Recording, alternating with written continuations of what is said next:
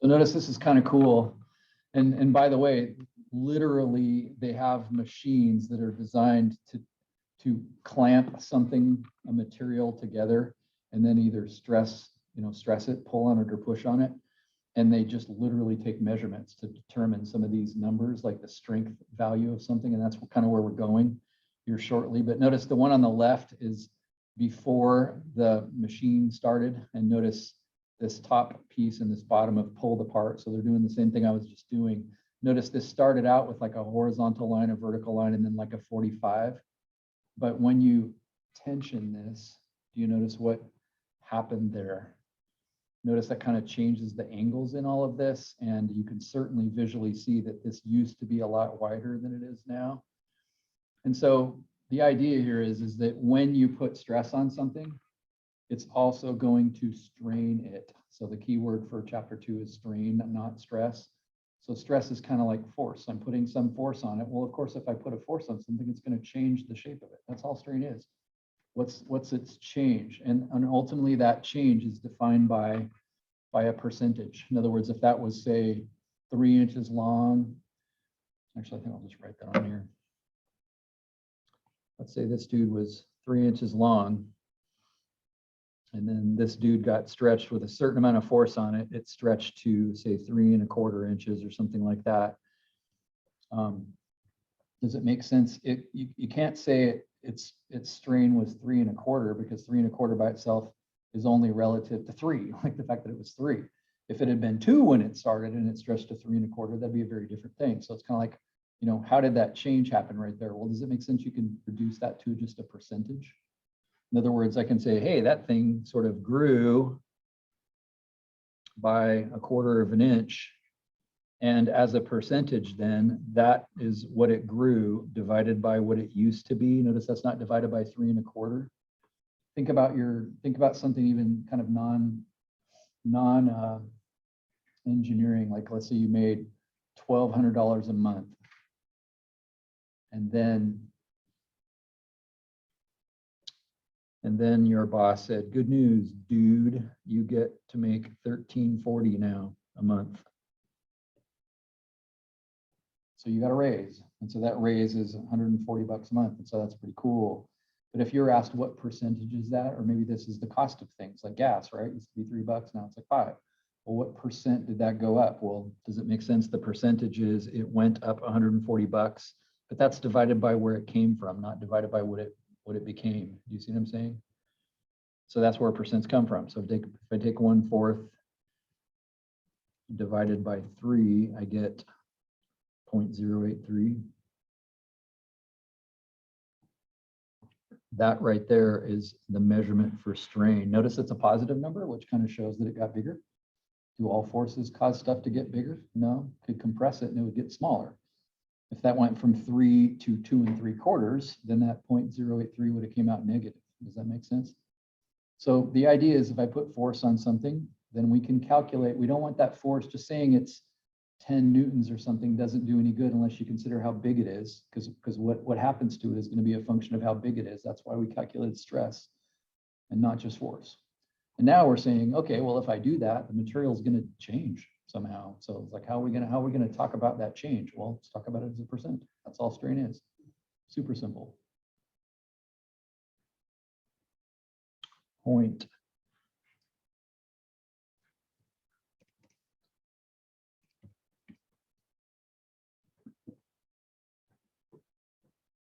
So you would say, sweet, I got a 12% raise. So we've done this before. Now, your book does not explain this the way that I'm saying it all, but it's like, this is not simple, or this is not complicated.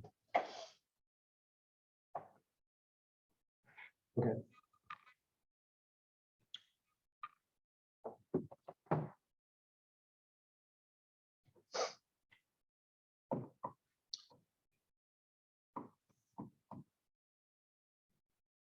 So of course, it's forces that cause this. Now, interestingly, we'll go into this later on in this class, but it actually doesn't just have to be a force. There's even temperature changes things. You probably are aware that if stuff gets warmer, it's going to expand. And so here's a crazy extra credit question.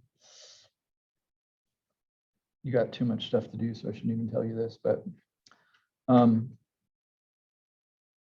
Let's say this is a bridge that is 1 mile long, 5,280 feet long. So in bridges, they actually put expansion joints in them for that exact reason. Because if you have it pinned on both sides and it expands, does it make sense? That's going to put tension on it. It's going to, or actually compression. It's kind of trying to push against two things. It's like this, but then it gets warmer. Now it's pushing really hard, and that could break things. And so we don't want that. So in the end, what they do with bridges instead is they have a support like this to hold the bridge up, and they'll have one road. Here's the car up here driving that direction, and then they'll pour some more concrete over here, and they'll leave a little space between it and put like a little piece of metal over the top of it so it doesn't represent like a rut. And that way that can move underneath there and the road's still kind of intact. So they'll pour it with expansion joints in it. Same with concrete for a sidewalk. Instead of just pouring it all, you'll put a piece of felt inside there, and then that allows it to smash. Felt is smashable, so that's kind of cool. So here's the question. In this particular case, you know, there might be no forces on that, but if it was pinned on both sides, like this, and then that's the engineer way of saying there's a wall there or something. Does it make sense when it tries to expand now? It's not going to be able to. Well, yeah, it will. What's going to happen to it? It's actually going to do this. Now, of course, this would be, if you will, microscopic most of the time, like you're not going to see it.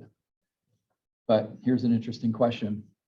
Let's say that this expanded by just 1 foot. So that 5,000, and you notice that's a tiny percentage, 1 foot out of 5,000 feet. That's not even close to 1%. It is tiny. It got 1 foot longer, which caused it to bow up like that. So it's just out of interest. It's like thermal properties can actually cause stuff to end up under stress. And therefore they're going to kind of strain and change shape. So notice this changed shape. It got 1 foot longer and it bowed up in the air. The extra credit question is what is this distance right here? Like how tall would it lift off the ground? Like, would you notice it? That kind of a question. And I say extra credit because that's actually pretty hard. Algebraically, this is a remarkably hard question. We are assuming, to keep it simple, that this is circular. Circular, that's spelled right. But again, I only say that just to point out, that's what, I mean, when stuff either gets pulled on because there's a force, or perhaps it changes temperature, it is going to try to change lengths as a result of it. And keep in mind, if it gets colder, it's going to pull on stuff because that could also be damaging to something as well. But that's just the idea. If you have a stress, then there's going to be a resulting strain. As a result of that, the material is going to have to strain. And so let's see if we can get into this now a little bit. So let's just look at this first example. And I think I'll write something formal right here at the top. So strain then is, and of course we need more letters. You have a note sheet on this, but that E looking thing is the Greek letter epsilon, and that's the letter that's used for this. So we use sigma for stress, the Greek letter sigma for stress, and we use epsilon for strain. And in the end, kind of put in my own language, that's really the change of length divided by the length itself. If you have some length of something, and it doesn't have to be just length, it can be width, you know, they're going to change in all directions. That example I just showed you, it got longer, but also skinnier. So it's actually straining in both dimensions, and we'll talk more about that as we go. But put simply, that's just what it means. Now notice those are both lengths. Does that make sense? So that'd be inches divided by inches, wouldn't it? So it's actually unitless. That's kind of what I was calling it, a percentage. So you could actually see this written down just as a percent. And notice a second ago, I had like 0.083. It's not like I rewrote it as a percent. I didn't say it's 8.3%. It's actually better just to leave the percent sign off. Don't mess with it. But the point is, it's going to be something pretty small. That's the idea. So you might get something that kind of shows as a percent. But if these were both inches, then couldn't you also get something that was like, you know, inches over inches? And those would cancel. But keep in mind, if it was written that way, I'll probably erase this. But a second ago, we got like 0.083%. for something, that means it increases 0.083 inches for every inch of length. Does that make sense that it isn't, it's kind of neat to leave those units in it? So if I just say that, I'm saying, oh, it got 8% bigger. Great, nice job. But if you say 0.083 inches per inch, you're saying for every inch of length of it, it grew 0.083 inches. So that's actually kind of cool to leave them there as well. But notice I said inches, not feet, because these are pretty tiny numbers typically. You don't generally have things getting so much larger that you can even see it. It's actually pretty microscopic, and therefore the metric version of this is often millimeters divided by millimeters. And again, that's on your note sheet that I gave you. But that's what strain is all about. And so let's take a look at this question. So it says the wire AB is unstretched when theta is 45 degrees. And so there it is, kind of hanging there. And, you know, not much weight is put on it. Notice there's a little weight on it because that board down there has got some weight on it, but basically you haven't put any weight on it. And so everything is happy.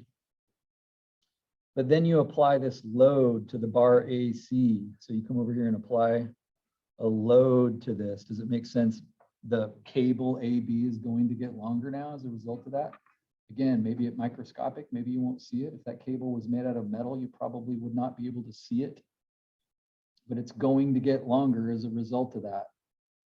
And so do you see this as a strain problem? Do you see how it says determine the normal strain? Why do they use the word normal there? Why didn't they say strain?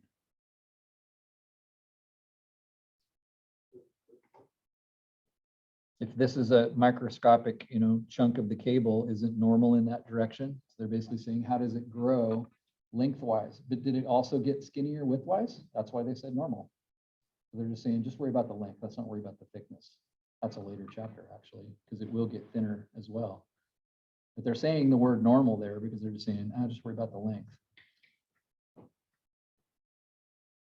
So that's one of the reasons I played around at the start of class, kind of helping you get that concept between, you know, exactly what does normal mean and what is it normal to.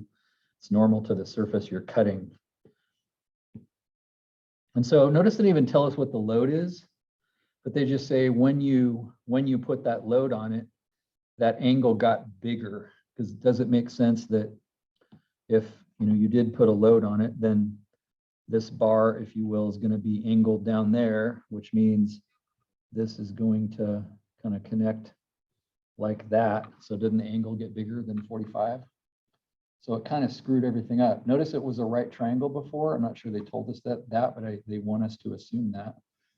So it was a right triangle before, and then when you put that weight on it, now it's not a right triangle. So the problem becomes, how long is AB now? Because it's not the same length it used to be. So in order to get this to work, we have to do what we just did a second ago. I got to know how long it was originally, and I got to know how long it was later, and then I'll be able to figure this out, right?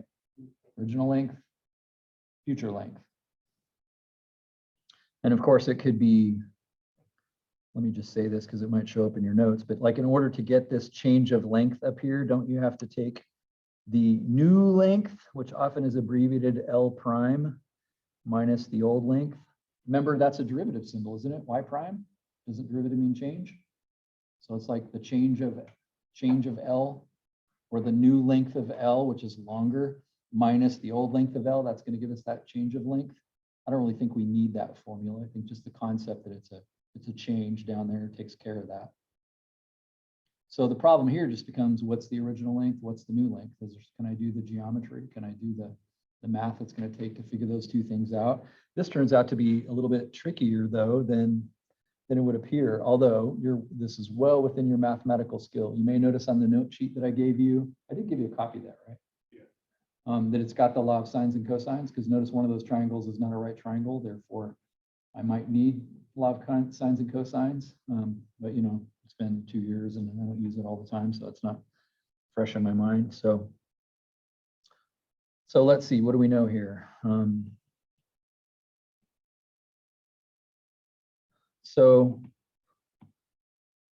the right triangle from BC, the top would be the same thing as L.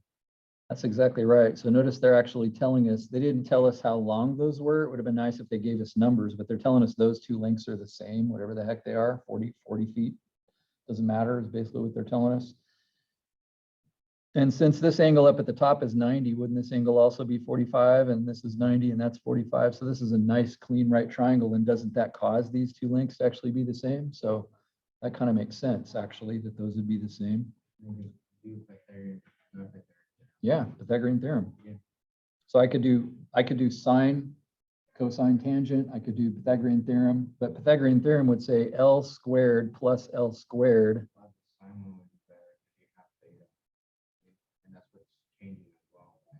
So that's a good point.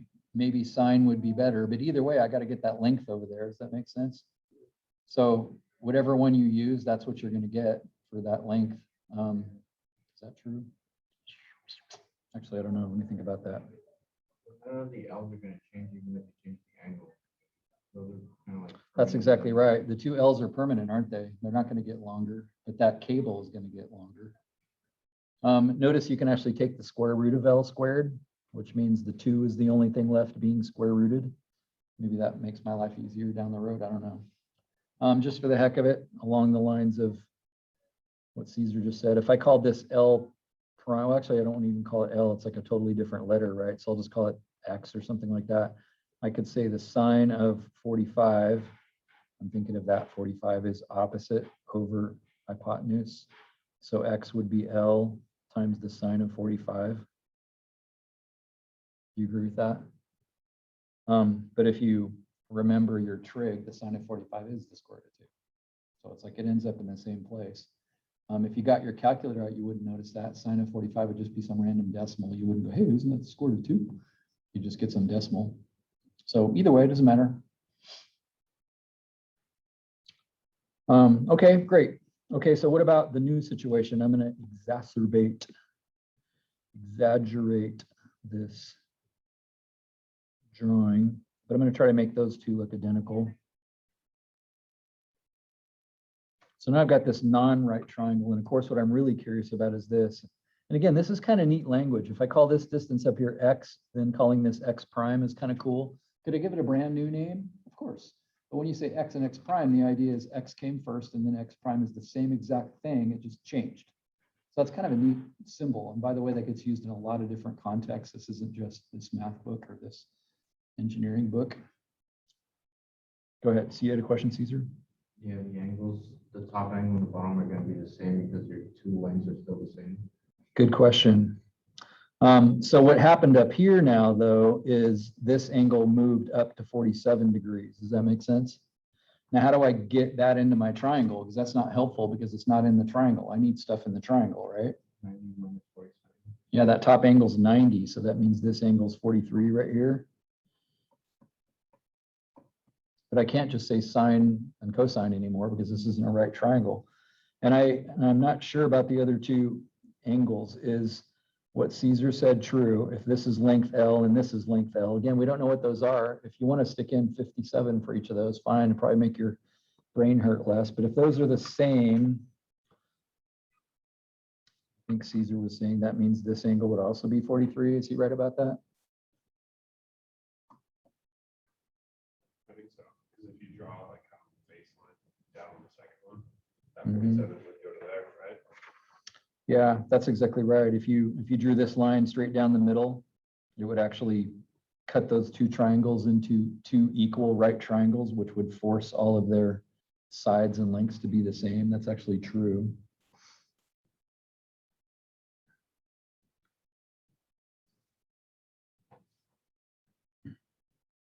And from there, you can do the ball sign. That's exactly right. So see, You can- so I have kind of my original triangle, and then, yeah, so now I could kind of try to figure out x prime. Well, notice if that's 86, that makes this angle 94. So all the angles got to add to 180, so that's 94. So I could say then, yeah, the law of sines, I could say the sine of 94 degrees divided by the side across from it is the same as, doesn't matter which one I pick now, sine of 43 divided by the side across from it. So that would mean that X prime, if I solve for it, would be L times the sine of 94. Multiply L up there, divided by the sine of 43. Does that make sense? You just plug and chug, right? Yeah, so if I kind of stop for a second, it's kind of like, okay, well, I found that. Make the two x's equal to each other and have L sine of 45 equal to L sine 94 divided by 40 sine of 43 and solve for L. Nah, you just plug and chug, you put X prime in, change it all, and then X into L. Notice that's actually two equations with three unknowns though, because there's L, X, and X prime. X and X prime aren't the same thing. So that's actually two equations and three unknowns, which is algebraically not good. This is kind of, I just assumed it'd be like, once we take L, everything will fall into place, right? Because doesn't this work for any You're length? trying to find L. Yeah, but let's think back. Sorry, I made up. Let's think back to the strain up here. What is that? It's the new length, L. So this is what strain is equal to. You got to take the new longer length. This is the new longer length, right? Minus the old length, which was square root of 2L, or L times the sine of 45. Isn't that what you do? The big one minus the small one? Divided by what? Or multiplied by common denominator. Divided by, well, don't do the math yet. Like I basically have the top. I have the change of L. I took the new longer length minus the old length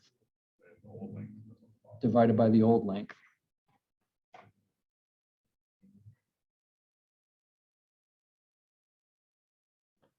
Now, that's not good because of the L's, but what's kind of cool about those L's?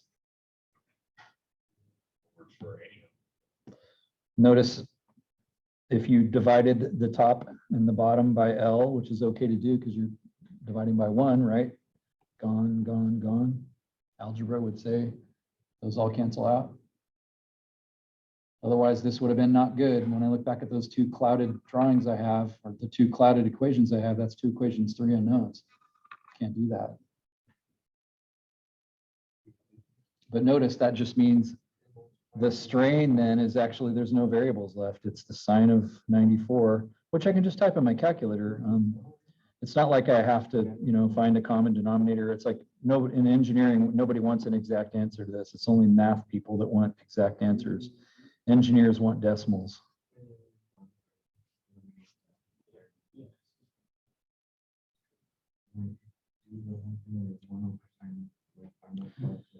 If you don't screw that up, you get the strain is 0.034. So it actually doesn't matter what length that was. Again, I don't like problems like that. If I was given this on a test, I wouldn't have put L there. I would have said 10 feet or something like that, just because to me that's unnecessarily confusing. However, it's kind of interesting that it doesn't matter what length it is. If I'd have put 10 feet on there, you wouldn't have noticed it didn't matter. But so notice it basically got 3% longer. Or you could say it got, what were our measurements? I guess we never had any measurements. So millimeters per millimeter or something, inches per inches. So basically, because that angle changed by 2 degrees, that thing must have grown by 3%, 3.4%. So it got longer, not thinner. That's what the normal force means. Again, I find that a little tricky because perpendicular, my gut reaction is to say, oh, look at that chord. Well, this is perpendicular to it, right? I just drew a line at it at a 90-degree angle, but no, it's the cut. It's the circular cut. That's not perpendicular. It's perpendicular to the circular cut of that cable. So it's actually the normal is in line with the cable. So it grew 3%. Now, does it make sense? We'll get to this later, but does it make sense? The strain in terms of shear, which is the width of it, is actually going to get smaller. Like it'll be negative 2% or something like that, because it's going to get smaller. When it got longer, it's going to get skinnier. So we'd get a negative answer for that strain, but they're asking us just for the normal strain. So notice they didn't tell us what the load was. That was kind of nice. They didn't make us calculate, they didn't say it's 500 pounds, go figure this out based on stress and all that stuff and how strong the material is. They were trying to just keep the focus on just coming up with strain and not getting lost in other detail as well. We're making progress. Let's take a look at this question. Let me give you a second to stare at it because it's a very similar question. But again, I find myself looking at this going, oh, thank God, numbers. Like, don't give me all these stupid L's. But if you put that force P on the right, and just like last time, they're keeping it simple by not saying that's 800 pounds. They're just saying you pull on that to the right. And of course, that BC is going to bend over, right? It's going to change locations. And I love the fact that this says it's a control linkage for an airplane, just because I'm learning how to fly. And so I'm starting to see this kind of stuff. And it really is mechanical, by the way. When you're in a cockpit of an airplane and you push the yoke forward, it's literally just cables going around pulleys that goes back through the fuselage and attaches to something. Like, it's not weird. It's not electronics. It's literally just cables, because in an airplane, you want that stuff to be as simple and unbreakable as possible, since if anything goes wrong, you get to die. So now that I'm not sure about. I find that a little harder to believe, because now you got massive forces now. But in the case of a small airplane, sometimes it's actually hard to push and pull on it, because you are fighting the wind and so forth. And so there's some controls that I'm just learning about that you can actually make that easier for yourself a little bit. So you're not just like, pushing super hard for 2 hours while you're flying, trying to fight something. So you can control the trim and kind of change the wing permanently, if you will, so that then you can kind of let go and just climb or whatever it is you're trying to do. So anyway, this is super fascinating to me, and makes it, again, I like this author because he didn't just say some assembly here. He's like, hey, that's part of I hope he actually was a pilot or something and saw that and went, hey, that'd be a good problem. Why did they say it's a rigid member, BC? Why did they bother to say it's rigid? It's not gonna have any strain. Yeah, it's not a strain. Do you agree that if you pulled on P, couldn't that cause a moment, like a rotation, in which case BC would actually now curve, like I was just doing with that a second ago? And if it curved, wouldn't that totally screw up the geometry here and make the problem really hard? So they're saying, stay straight.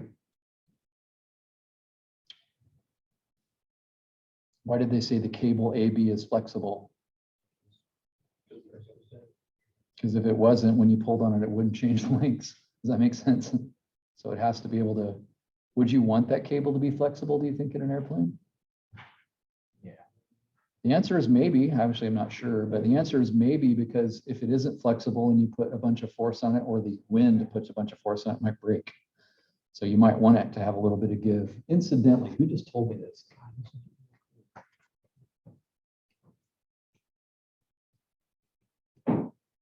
Oh yeah, it's kind of a redneck friend of mine. He was talking about pulling people out of the ditch, and so he pulls up with like a little tiny car, and this guy's got a 4x4 and he's stuck, and he's like, "I'll pull you out." And the guy's like, "Sure you will, with your little Pete wagon or whatever." But he has this kind of cool trick where instead of using a tow strap, which basically has no flexibility to it, he uses climbing rope, which has a ton of flexibility. So he backs right up to this dude's truck and he ties the rope on it, and it's like 20 or 30 feet long, and then he just goes, "Wah!" starts tearing away. You know what, you've ever told somebody, like, that's not what you do. Like, you pull slowly until it comes tight, and then you start, pulling on them. Because if you do that with a tow strap, it would just jerk something off somebody's car. But with that flexible rope, the rope is like, he hits full speed and it's like, and it stretches tight, and then it just yanks the truck. It's like, this is brilliant. And I thought, that's a freaking good idea you got there. So We have like this big long, it's like a bungee cord for pulling out snowmobiles, because you just take off and just yeah, right out of the whole pool. yeah, because it actually builds up the force. That's a totally brilliant idea. Anyway, we digress. Physics teachers everywhere. So notice they said whatever force, who cares? But in the end, this angle went to 0.5 degrees. Notice, like last time, it used to be 90. Are they telling us that? I don't think they did, but they're just assuming it. But basically, it went from 90 to 90.5 degrees. And so the question is, how much longer did AB get? Can you do exactly the same thing? Let me give you a second to think about that. Is this like, why did I even do this example? Is it exactly the same as before and we don't need to do this? Is this harder in some way? Let me give you a second to kind of draw a picture of that.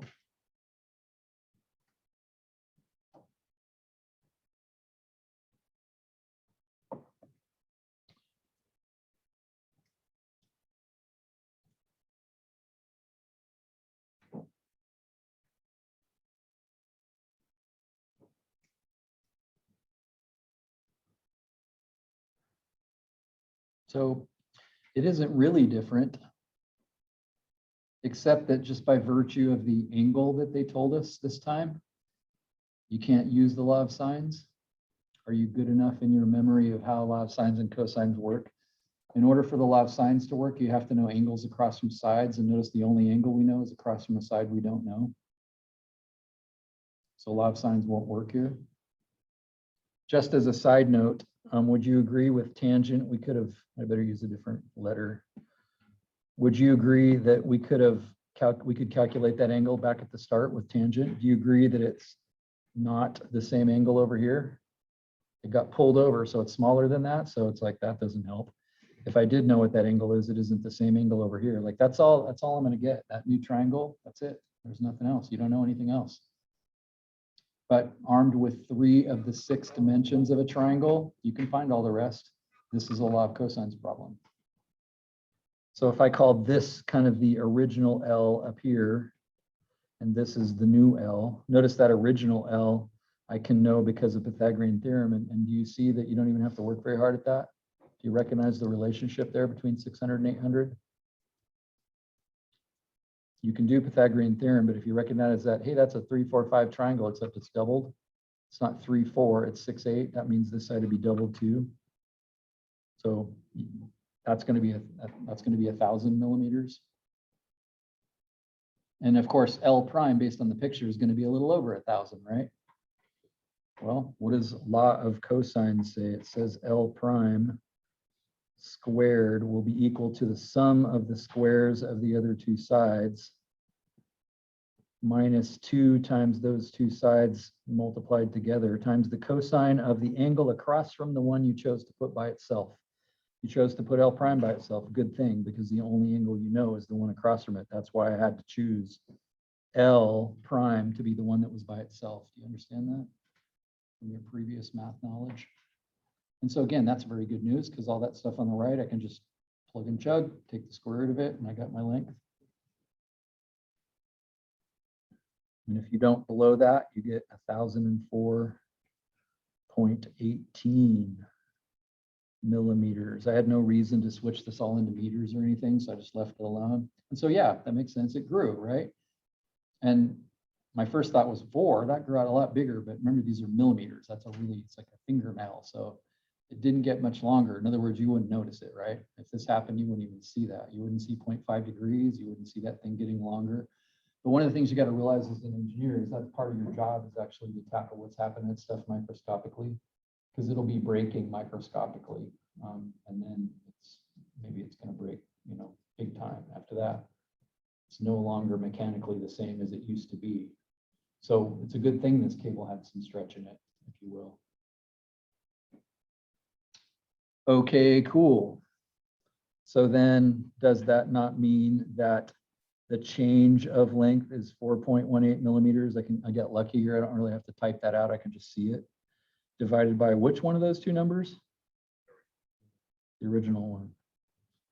Notice this has got millimeters per millimeters in it, which is kind of neat just to leave there in the back. So if you wrote this as a percent on a test, full credit. If you write it as millimeters over millimeters, full credit, like it means the same thing. And also, can you do this in your head? Notice it's being divided by 1,000. Do I have to get my calculator out for that? How many decimal places do I move that because of that 1,000? 3.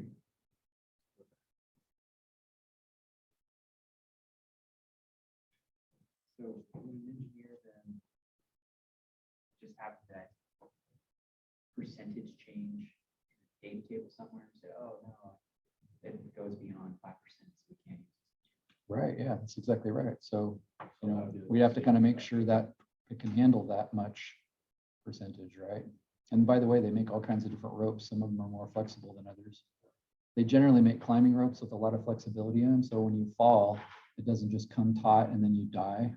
It goes, up a little bit so you don't get tweaked so much, which we're going to talk about in dynamics impact. That's why you have airbags.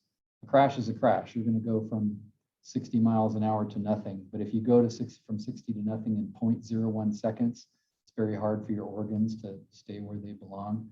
But if you can, by landing in a pillow, if you can increase that time from 0.01 seconds to something like 0.26 seconds, then the amount of time that it takes for you to slow down will keep you from dying internally. So that's the idea behind stuff being flexible. Flexibility is designed into some things. Or you can think about, a building in an earthquake. Wouldn't it be cool if the building could just kind of flow with it, like you would? You're on a ship that can flow with it and then it doesn't break, whereas a rigid building, it's gonna break in an earthquake. Interestingly, what do you think the answer to the back of the book is? Remember this book, engineers don't like big numbers like that. You've probably all screwed this up, right? There's a bunch of zeros and you type the wrong number of them in. That's why engineers do this. That's not the answer you'd see in the back of the book.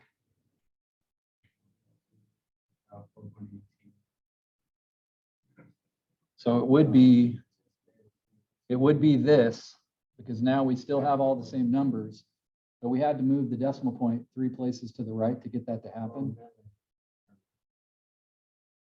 So this is a new one. We're used to going the other way. Does it make sense? We're used to taking numbers like 6,729 meters. And we go 1, 2, 3 and call that 6.73. We made it smaller. So then we call that kilonewtons now. Does that make sense? Or kilometers or something like that. I'll get it back to newtons. Oh, centimeters. So this has got to get smaller, doesn't it? Like we're used to making am I saying that right? We're used to making numbers smaller and giving the name kilo. But does it make sense if I did that here? This would be kilo millimeters or something like that. That's actually not true. Micro, that's exactly right. Micrometers, micrometers. Great one, man. Who said that before you? No. So again, do I care? No, like I'm done with this problem when I boxed it. I don't really care about the numbers, but that's kind of cool to know. So I think I have that right. We're already in the middle of it.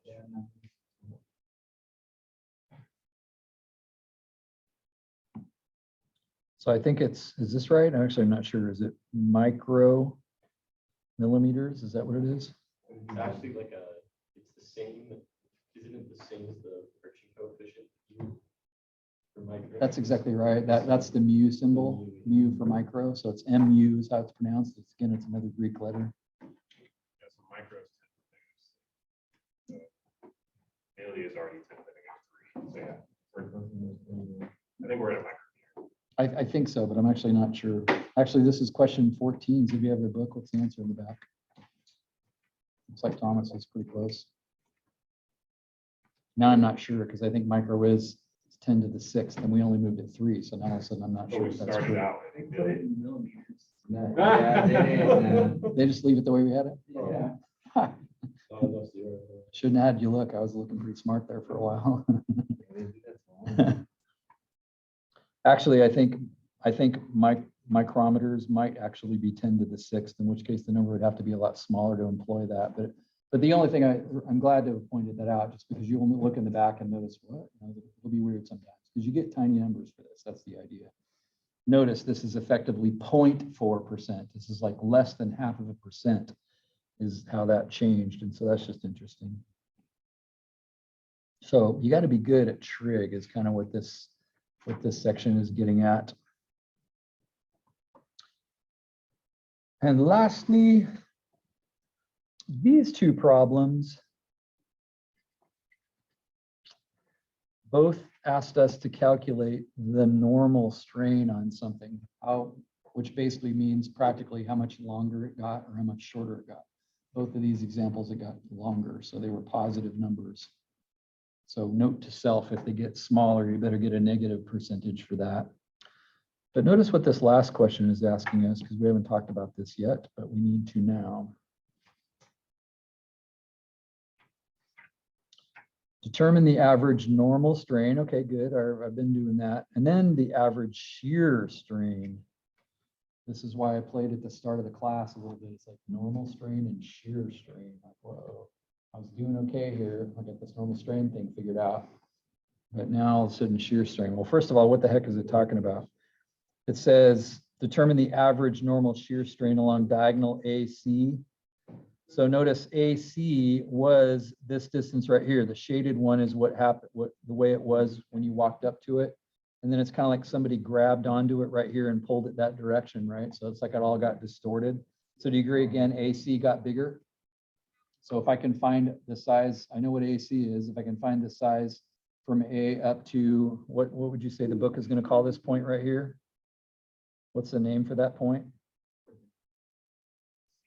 C prime. I'm asking you to read my mind a little bit, but it's like that's C, right? It just went to the next location. So that feels just like the problems we did before. And they gave us a bunch of dimensions. And so I'm thinking, okay, if I could, do some geometry, maybe I could figure out what the heck is going on there. And so awesome. But then they asked this other question. The average shear strain at corner A relative to the XY axis. What the heck does that mean?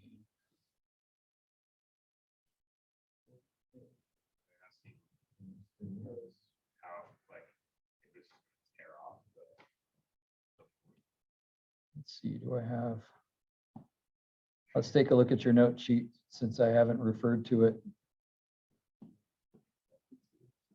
So notice what we just studied and what we've been playing around with. Epsilon is the change of L over L, change of length divided by the original length.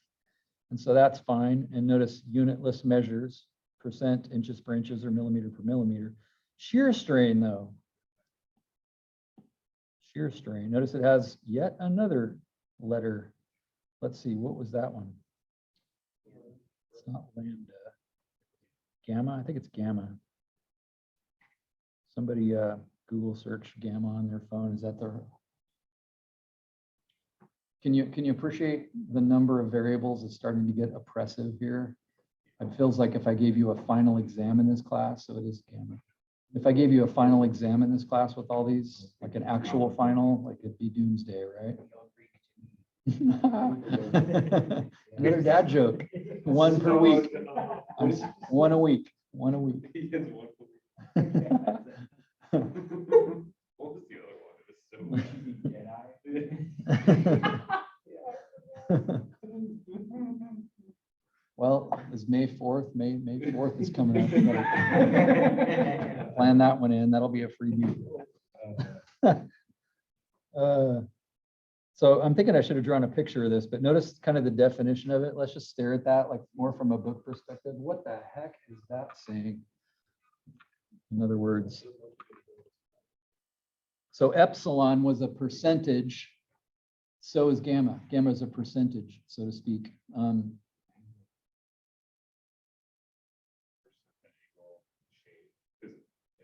It's a change of an angle. So that's what shear is. It's actually the change of an angle of something. It's an angle change.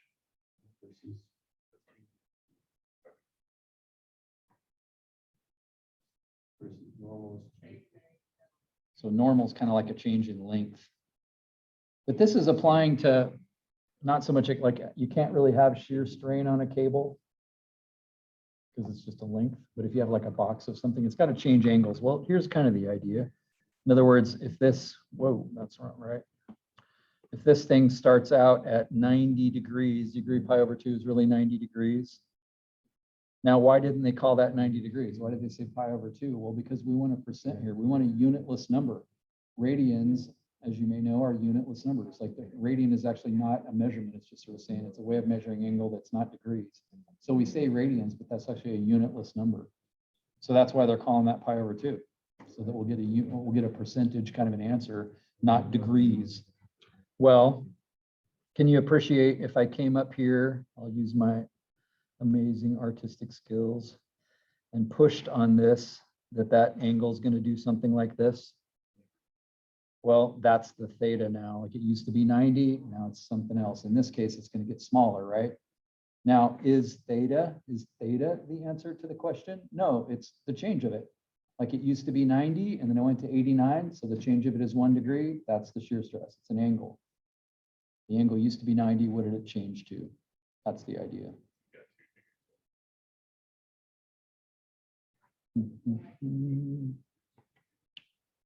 Okay. Sort of hanging with you, you say. So, okay, if we go back to this figure again. Oh, okay, I see what's going on.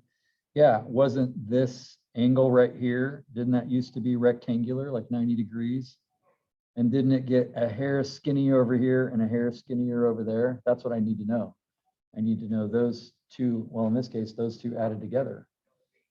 Because remember, theta is this. The new angle is not, that's not the shear. It's not that new angle. It's not 89. It's 1. It's the 90 minus those two little slivers. So it's like I got to go come up with the size of those two slivers right there.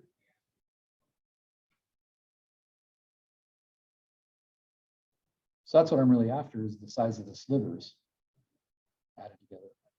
Okay, fine. So let's stare at this figure and see if we can, well, figure all of that stuff out. So I'll start with the one we already know. Let's see. I found this confusing when I first stared at it. Notice again, they were awful nice to us, because do you agree that AC originally is 500 millimeters? I don't have to do much calculation for that, thanks to the fact that that's a 3, 4, 5 right triangle. So that was nice of them. And of course, I can see in the picture, it's going to get larger than that. And at first I thought, wow, this is a really confusing problem. But if you think about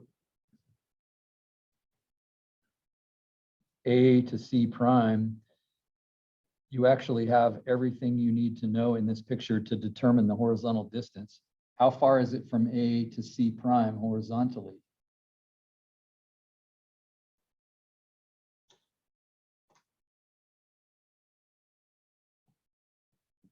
Well, notice it's 400 to here, and then another 6 up there, so it's 406.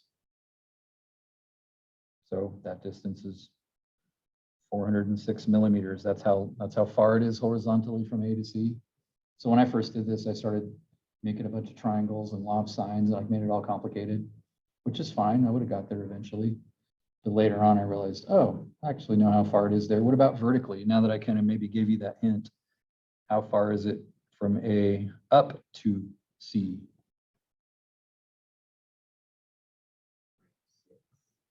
Yeah, same situation. Over here, I went up 300, and then over here, I continued on up 6 more. So that means this is 306. So that means I can just do Pythagorean theorem, and this time I have to, like it isn't so obvious.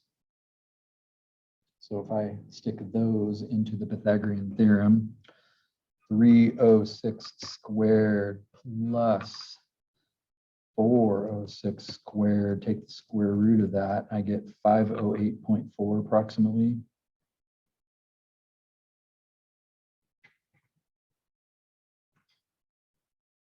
Again, we don't care about rounding too much. We just, as long as we understand the math.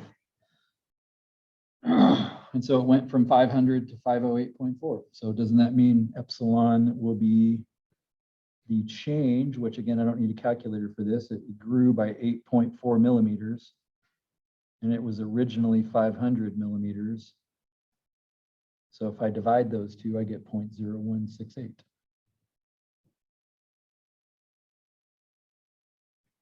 Just leave it at that or write millimeters over millimeters. They're all fine.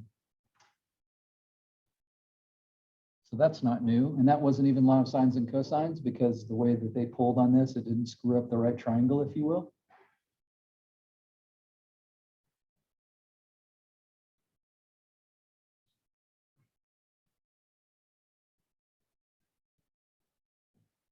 I'm having a hard time picturing it because it seems like you drew a right triangle there, but that's not a right triangle, is it?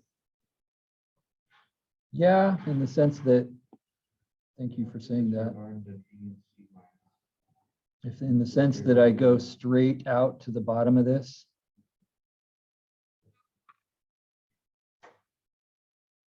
That's a right triangle, isn't it? Right. So the question is, do I have the dimensions I need there? Well, since from here to here is 400, and then from here to here matches the distance that they told me right there. So if I go straight down from C prime and straight across from A, that really does make a right triangle. And then this 300 right here matches this distance over here. So that's 300. And then this is 6 more. So that side would be 306. So it is.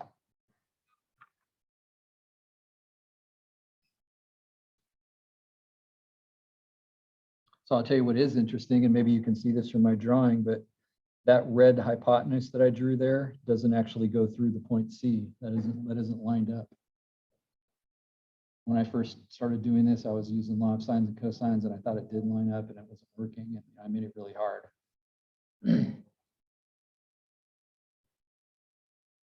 Maybe if I redraw this to you, you can see it a little better. Watch this. So I'm going to be careful to take off from the right location and stop at the right location. There, it's about perfect. See how much it misses it by? So it's actually not lined up.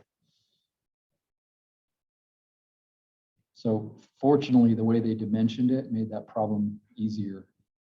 Because first I was thinking I'm going to have to like draw 2 non-right triangles and do all the trig on both sides of it. But it's like that was based on them being lined up, but they're not lined up. So anyway. But then what about the shear strain? And they said at the corner of A. And so notice this is actually, and again, be paying attention to your note sheet because we're done. Like this is, we're finished with the material that's on the first test now. We need to understand stress and strain and be looking at your note sheet so that it can speak to you during the test because that's what you get. So shear strain by definition is called gamma. Weird looking Y sort of unit. It's equal to the original angle, which was 90 degrees minus the new angle. So it's important to understand theta is the brand new angle. Theta is the angle from here to here. Notice when I subtract those two, I'm going to get the 2 slivers. So I could just go find the 2 slivers and add them together and I'm done. Well, the slivers are not hard at all because this side over here, to figure out what that angle is, notice this sliver on this side was 300 and then it grew to 302. So that length is 302. And then this, I'll exaggerate it, this length is 2. Like there's my right triangle. I'll call that phi for right now. That's the right triangle. It's like, hey, that's a tangent problem. That's not hard. Tangent of phi is 2 over 302. If I punch that in, actually, I think I'll call it phi1. If I punch that in, I'll write it up here. Tangent of phi is opposite over adjacent. That is a right triangle, so I can get away with just basic trig. And I get 0.0062. 662. I didn't write millimeters over, I just like percentage, whatever, that's fine. What about the other one? Well, the other one's almost identical. The other one goes this direction. It gets 2 taller as well, but it actually got 3 longer. So it went from 400, not to 402, but 400 to 403.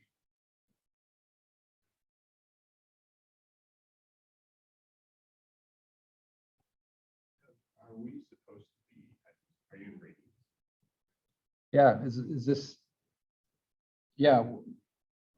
Does it make sense it's important this be in radians, which is not so good because we've been in degrees this entire time. So unless I either take my degree answer that your calculator is probably giving you right now and convert it to radians or switch your calculator to radian mode. Oh, Because if you don't do that, then you're going to get degrees and then it's not going to be unitless anymore. oh, So you got to be a little careful with this. It really is important that this is in radians. so the second you switch to shear strength, you rate in order to use that. Yeah, Gotcha. because Okay. otherwise your shear strain is going to come out degrees and then it's not unitless anymore. You said that, I just forgot to do it. Yeah, so did I, so did I. As a side note, let's see. I'm in degree mode right now. So if I say inverse tangent, I did this before class. That's why I wrote it down so fast. 302. I got in degree mode. And notice you wouldn't recognize this. I got 0.379 degrees. Notice that's still a small number. That's like, not like that. It's not like that jumps out at me like, ooh, that's got to be wrong. I don't know. Tiny number. But if you know that's degrees, what? You got 2 choices, either convert your calculator to radians and redo it. But remember, this is degrees. Well, does it make sense that just by letting the units do the work, that I would need to multiply by degrees on the bottom and radians on the top to convert it to radians?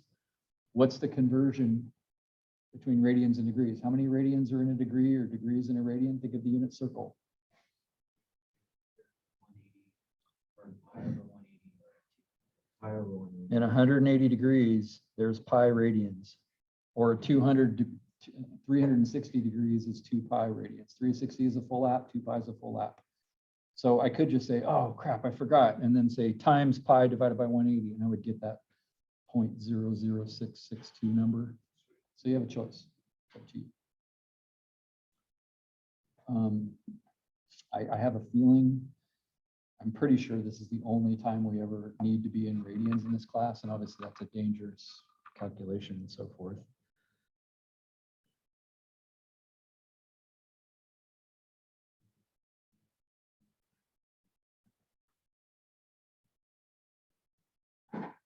So when I punch this one out, I get E2 is in radians, 0.00496.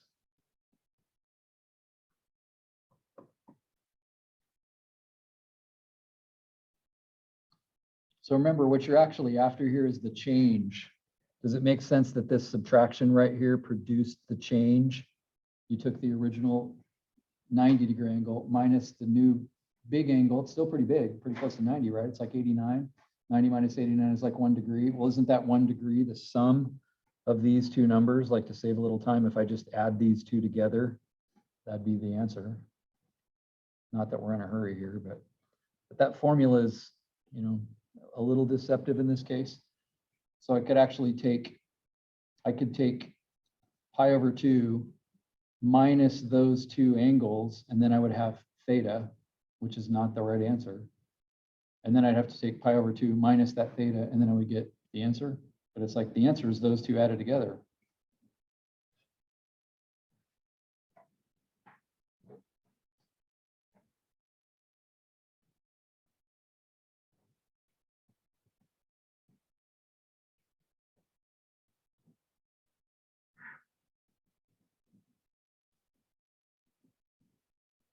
So that's actually the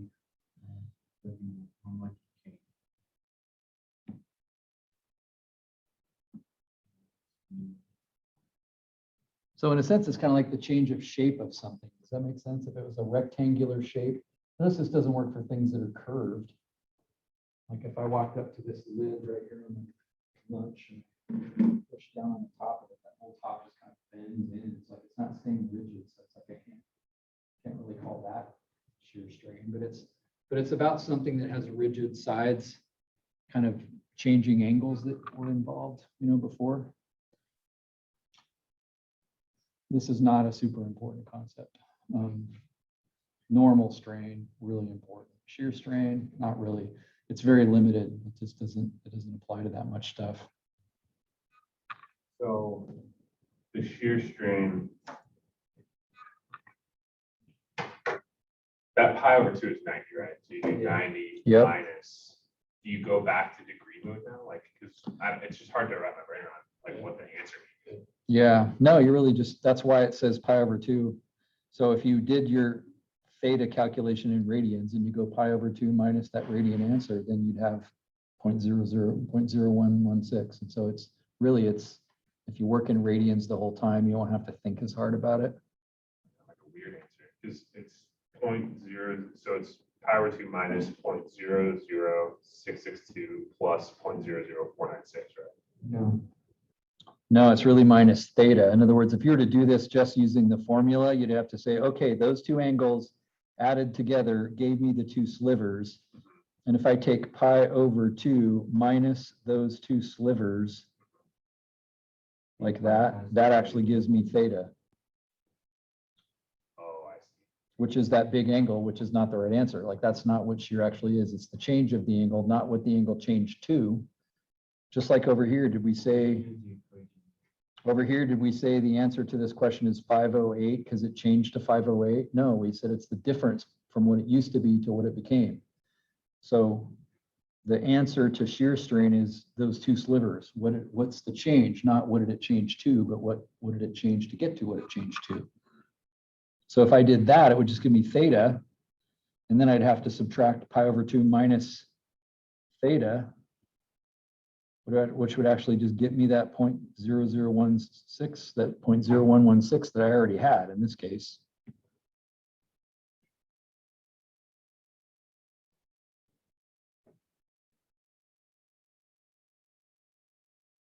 So I think I've got like one question here, Simon, about it, but this is probably something I'm not sticking on the test just because it's not that interesting. But the idea that when I put pressure on something, it changes shape, that seems like something an engineer should know, right? How I define it maybe is a little confusing, but as long as I can say what happens to something, if I put a bunch of weight on it, I know what's going to happen to it. Therefore, I plan accordingly. Yeah. But again, it's interesting, the concept of something being rigid. If I come up to this table, as I've been before in this class, and put a force on it, that does not stay straight. It starts to curve down. So that's what's kind of weird. It curves down.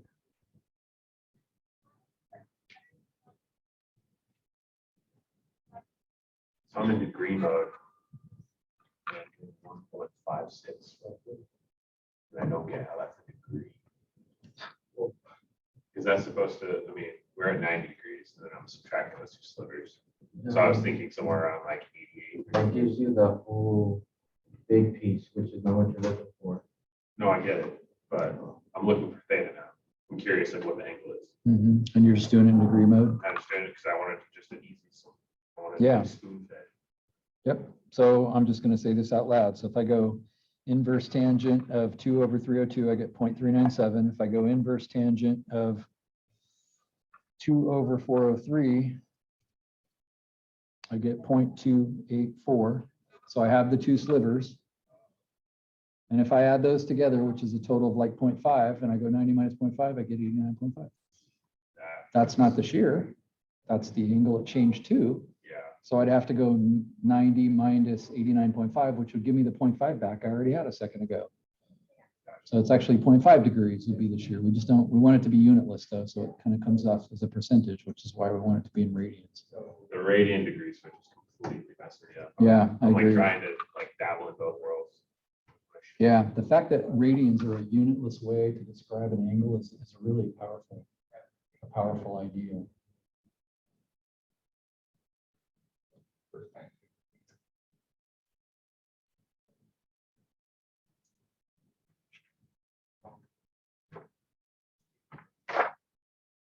So it was 89. Roughly 89.5, but that's just because I was adding 0.37, 0.28, it's more like 0.6.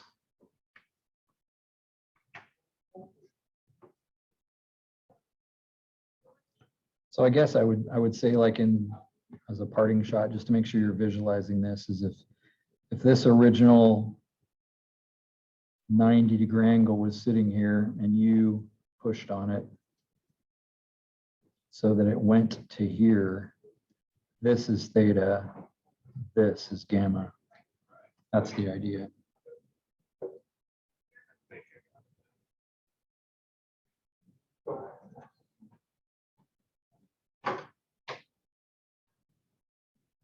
I still can't get your picture. Okay, we're done. So as a reminder, everybody understands I gave you an assignment for this, 2/7/15/27, but I told you on Tuesday that there's also question 30. So add question 30 to this. And of course, the smart thing to do would be to give this all to me on Tuesday and you're finished with it, because all I'm going to do, and the review is already in Blackboard for you right now, but all we're going to do Tuesday is just review, which means whenever you're happy, you're happy. Even if you decide you're happy and like don't even come, I recommend that. Because that's kind of hard. Like I just made my own test up and I made my own review up, and it's a lot of pretty cool problems. And of course, what I'm worried about is the fumble thing. Like I was able to do it the night of it, but now that we got all these variables in front of us. And so again, as you look at that review, whether you have plenty of time, if the first time you look at it is Tuesday, because the test won't be till Thursday. But start leaning on that note sheet so that you got all of these confusing Greek letters and what they stand for and what they mean. That's kind of there for you to lean on. Otherwise, this isn't very, very fun. The dynamics project. Yeah, probably. Okay. Yeah. That's right. That's easy. Yeah, you do have it on Blackboard, right? Right. The project for So you dynamics. should be able to. That's a good question. Because I usually just download it and put it onto my tablet and work off plan. But that needs to be reading. Right. So. if you- Let me look and see.